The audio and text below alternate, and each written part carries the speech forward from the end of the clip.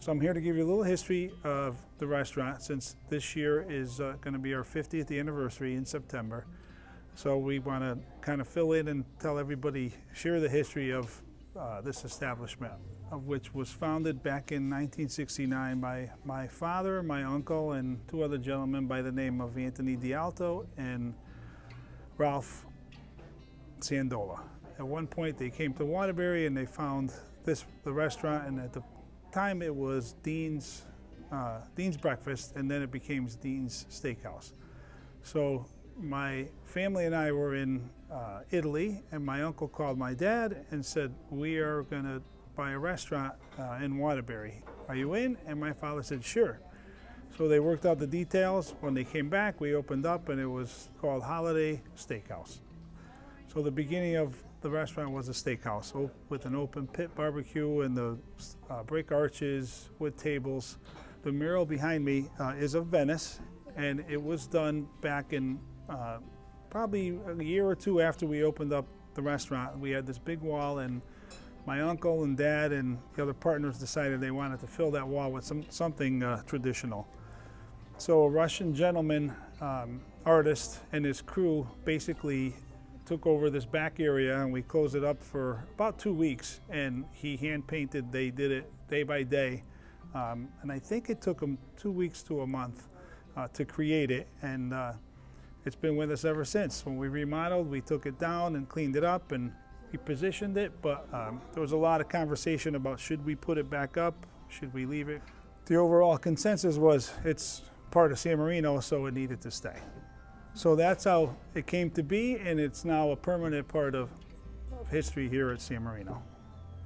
Over the next couple of years, it turned into a dining room, which was the San Marino room, which was just the one room, and then there was the lounge called the Cabaret Lounge.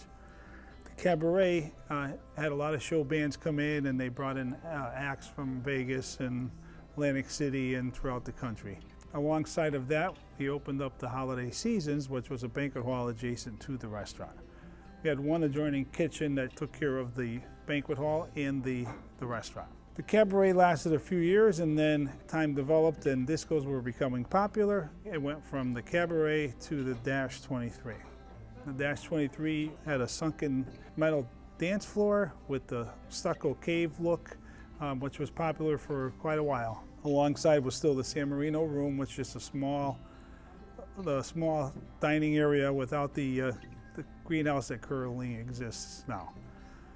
Then I believe in roughly around '84, we decided that the disco era was coming to an end and that it would be more fortuitous to have just a full dining room. We turned the Dash into San Marino Restaurant. It's time for a change of seasons. The newly remodeled San Marino Restaurant at the holiday season is waiting to change your idea of dining out with the finest in Italian cuisine. Whether it's a business luncheon, wedding banquet, or that special romantic evening for two, the San Marino Restaurant offers you a wide selection of complete dinners, entrees for two, and an a la carte menu that'll make your mouth water. Serving weekdays until 10, Saturdays until 11, and Sundays till 10, the newly remodeled San Marino Restaurant at the holiday seasons awaits you. So in '84, roughly, we pretty much gutted the whole restaurant, and at that point we wanted to create a very authentic environment, and being that Waterbury was such an Italian cultured area, we thought it would be the perfect spot.